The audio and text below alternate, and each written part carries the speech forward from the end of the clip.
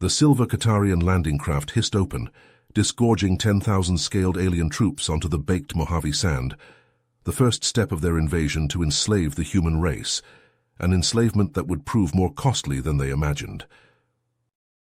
Dr. James Thompson, stooped and liver-spotted, shuffled across the lecture hall stage, leaning heavily on a cane as he regarded the sea of young human cadets. In 2157, the Qatarian fleet arrived, he said, his gravelly voice carrying to the back rows. Their conquest of a dozen worlds left them viewing humanity as just another primitive species to absorb into their empire. A swift victory seemed inevitable as they established an orbital blockade. But Odin, their most cunning strategist, insisted on personally leading the ground invasion to crush our morale. His decision to land in the desert would be their downfall. The cadets sat in silence, hanging on every word. Thompson had lived through the war. He was there when humanity's fate teetered on a knife's edge. The Qatarians marched from their ships, all 7-foot reptilian fighters in advanced armor, plasma rifles glinting under the harsh sun. Odin ordered them towards Las Vegas for a demoralizing show of force. Thompson allowed himself a knowing smile. What Odin failed to account for was human grit. Our resistance had already mobilized. If they failed to stop the Qatarians in the desert, our cities would burn, our people would be enslaved, our world would fall. Everything depended on the next few hours. Thompson slowly turned his gaze over the rows of cadets, ensuring each understood the gravity of that moment, the importance of the tipping point when the future of their species was decided. They had to realize how close humans came to subjugation, how hard their ancestors fought for the free world they took for granted. The Qatarians approached the highway, the distant Las Vegas skyline shimmering on the horizon. Will Dixon and his ragtag team of 12 resistance fighters had entrenched themselves along the canyon pass, laying a minefield of IEDs and preparing firing positions on the high ground, Dr. Thompson said, his voice growing more animated. They were outmanned and outgunned, armed with an eclectic mix of military surplus and civilian weapons, M4 carbines, Remington 700 rifles, a few M249 saws, pipe bombs stuffed with C4 and wrapped in nails. Dixon knew they had to hit the Qatarians hard and fast, whittle them down before they could bring their superior firepower to bear. Thompson pulled up a faded photograph on the screen behind him, showing a dozen grim-faced men in mismatched fatigues and tactical gear. They hid in the scrub brush and behind boulders, waiting in ambush as the Qatarians entered the choke point, heedless of the trap. Odin led from the front, his hubris driving him forward. That's when Dixon hit the detonator. With a tap of his cane against the stage, Thompson played an audio recording, scratchy with age but still conveying the thunderous boom of an explosion reverberating off the canyon walls. 500 pounds of homemade explosives buried in the canyon wall. The blast vaporized the front ranks of the Qatarian formation and sent an avalanche of rock crashing down on the rest. Dixon and his men opened up before the dust settled, pouring fire into the aliens as they tried to regroup. The cadets murmured at the audacity of it, a handful of humans launching an attack on a superior foe. Thompson grinned wolfishly as he continued. Dixon was a force of nature, his M4 barking on full auto as he cut down alien after alien. When his rifle ran dry, he switched to his Colt 1911 and closed in, shooting Qatarians point blank before gutting them with his KA bar. The old vet pantomimed the motions, his liver-spotted hands steady as he acted out the knife techniques. Odin didn't know what hit him. His troops were in disarray, pinned down and bloodied, taking heavy losses from an enemy they couldn't even see. They hadn't trained for this kind of fighting, this brutality. When a round from Dixon's rifle clipped his shoulder pauldron, Odin felt something he'd never experienced before. Fear. He howled for a retreat, leaving dozens of his dead in that canyon as the humans harried them all the way back to their landing zone. Thompson leaned against the podium, his gaze distant as he remembered that fateful battle. The Qatarians lost nearly a third of their ground forces in what came to be known as the Canyon of Blood.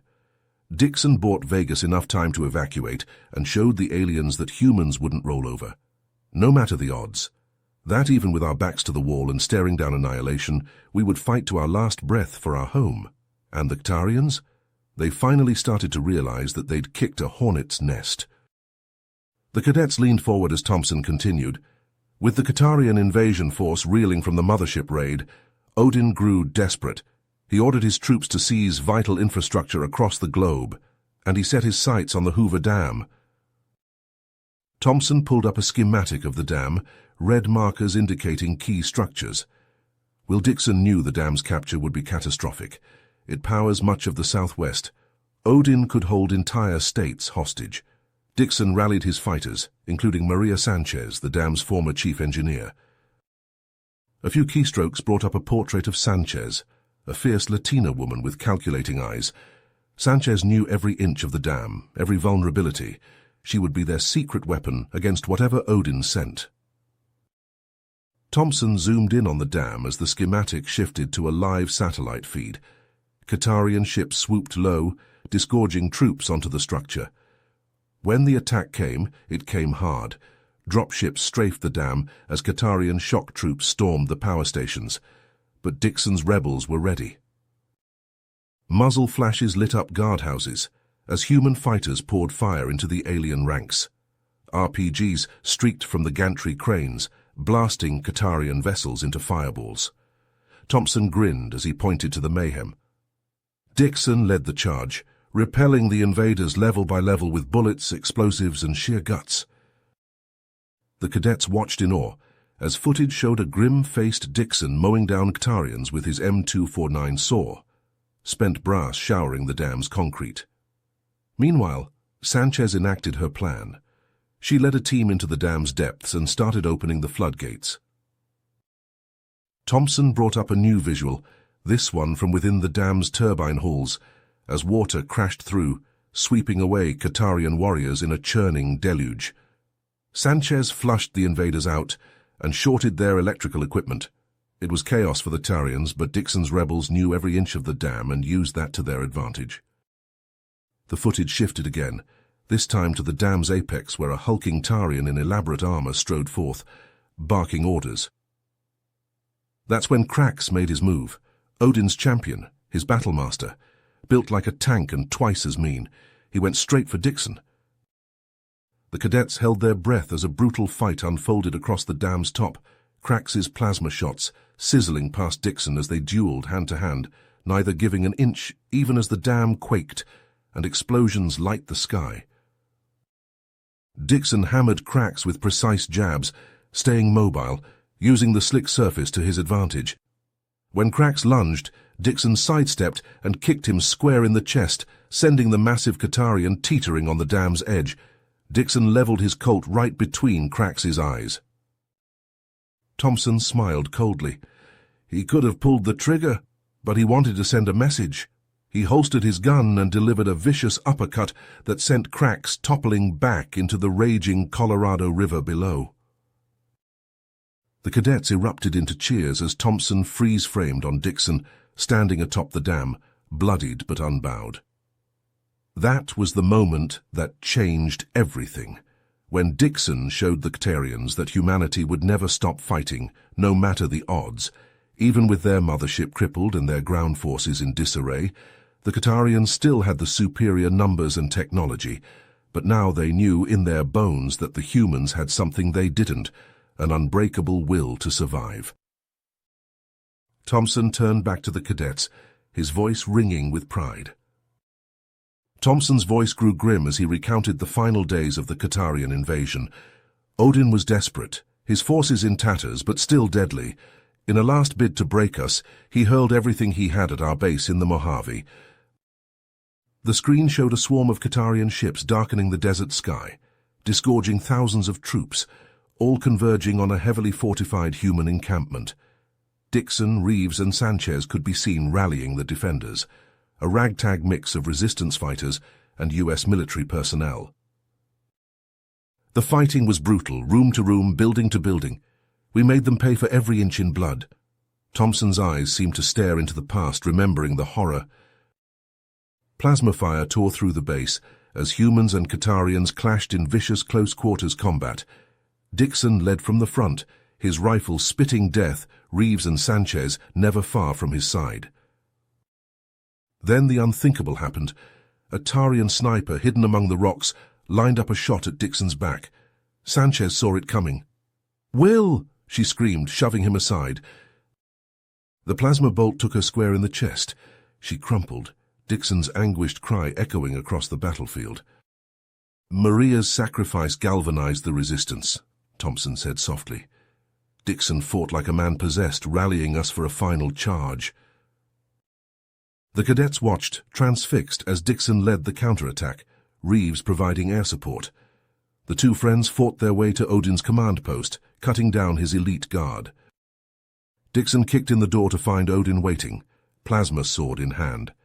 The Katarian leader was huge, a head taller than Dixon, his scales battle-scarred. "This ends now," Dixon snarled, raising his rifle. Odin's tail lashed out, knocking the gun away. "This ends with your death, human." They crashed together, Odin's sword clashing against Dixon's combat knife. The Katarian was stronger, faster, but Dixon fought with unmatched skill and ferocity. Blades flickered and arced, drawing blood.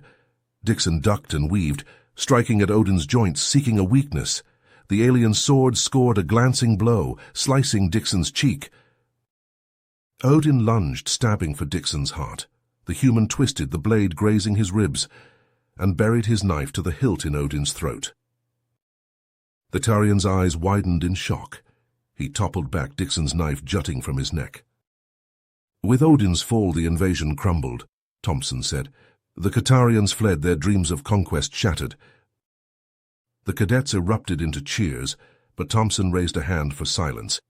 Yet victory came at a terrible price. Our cities lay in ruins, millions dead or wounded, and heroes like Sanchez, Reeves, and so many others would never see the world they helped save. You have reached the end of the story.